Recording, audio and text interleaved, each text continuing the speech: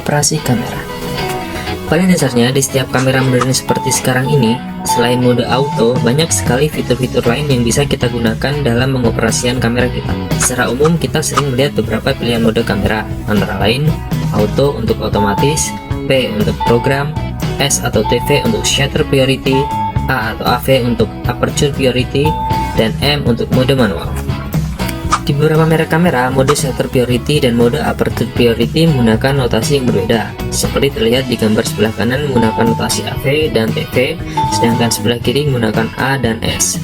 Aperture priority dengan notasi A, shutter priority dengan notasi S, sedangkan aperture value menjadi AV, dan untuk shutter menggunakan istilah time value sehingga menjadi TV. Keduanya merupakan hal yang sama, namun hanya berbeda di notasi. Lalu apa kegunaan dan perbedaan mode-mode tersebut? Mari kita ulas satu persatu. Yang pertama adalah mode auto. Dalam mode auto, kamera akan menentukan nilai ISO, shutter speed, aperture, dan white balance secara otomatis berdasarkan kondisi cahaya di mana kita mengambil gambar. Internal flash juga akan secara otomatis aktif jika kondisi tempat kita memotret kurang cahaya. Mode ini merupakan mode yang sangat memudahkan pengguna kamera. Kita tinggal mengarahkan kamera ke objek yang akan kita foto, kemudian tinggal menekan shutter. Sering juga disebut dengan istilah point and shoot, bidik lalu jepret. Mode program. Mode P atau program pada prinsipnya sama seperti cara kerja mode auto. Perbedaannya adalah kita bisa mengatur penggunaan internal flash, mau kita gunakan atau tidak, memilih jenis white balance yang kita inginkan, dan mengatur terang gelap gambar dengan mengubah exposure compensation. Mari kita lihat contoh berikut. Pada pemotretan ini, kita tinggal mengatur exposure compensation dan membiarkan kamera menentukan sendiri berapa nilai shutter speed dan aperture.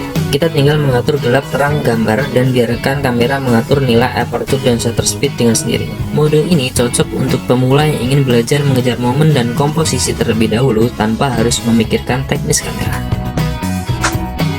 Mode shutter speed priority. Dalam mode ini, kita secara manual menentukan kecepatan shutter yang diinginkan, sementara itu kamera secara otomatis akan mencari nilai aperture yang terbaik. S atau TV disebut juga sebagai mode shutter priority, yang berarti nilai shutter speed menjadi acuan utama. Biasanya mode ini digunakan untuk mengambil gambar objek yang bergerak. Pada contoh ini, nilai shutter speed kita ubah sesuai dengan keinginan kita, dan aperture secara otomatis berubah menyesuaikan nilai shutter speed kita.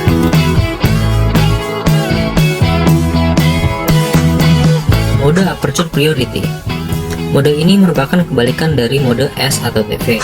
Dalam mode A atau AV, kita menentukan besar setelan aperture secara manual, dan kamera akan menentukan secara otomatis besar shutter speed yang tepat.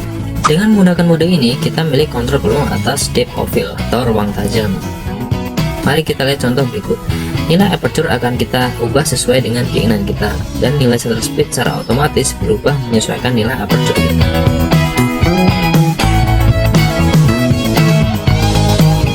Dari kedua mode S atau TV dan A atau AV, kita juga bisa mengatur exposure compensation, mau menjadikan gambar terlihat lebih terang atau gelap, dan biarkan kamera mengatur shutter atau aperture dengan sendirinya. Dan yang terakhir adalah mode manual. Seperti namanya, kita memegang kendali sepenuhnya atas pengoperasian kamera kita. ISO, shutter speed, aperture, internal flash, white balance, dan exposure compensation kita tentukan sendiri. Dengan mode ini, kita bisa lebih mengeksplor kamera dan hasil foto kita. Mode manual sangat cocok bagi kita yang ingin belajar detail tentang konsep fotografi, yaitu segitiga exposure. Untuk lebih jelasnya, bisa cek video kita sebelumnya mengenai segitiga exposure. Ada satu hal lagi yang perlu kita tahu. Di semua mode P, S atau TV, A atau AV, dan M, kecuali mode auto, kita bisa mengontrol penuh berapa nilai ISO yang kita inginkan, atau settingnya di auto dan biarkan kamera menentukan ISO yang tepat dengan sendirinya. Oke, itu tadi beberapa jenis operasi kamera yang bisa kita pilih. Cobalah untuk memahami dan mengeksplor lebih banyak lagi tentang kemampuan kamera kita. Semua jenis dan fitur-fitur yang ditawarkan kamera modern seperti sekarang ini akan mempermudah kita dalam membuat sebuah foto. Tapi perlu kita ingat bahwa bukan kamera yang menciptakan foto bagus, tapi pemakainya. Bukan apa yang kita gunakan, tapi bagaimana cara kita menggunakannya. Selamat belajar dan berkreativitas. Salam fotografi, biar foto yang bicara.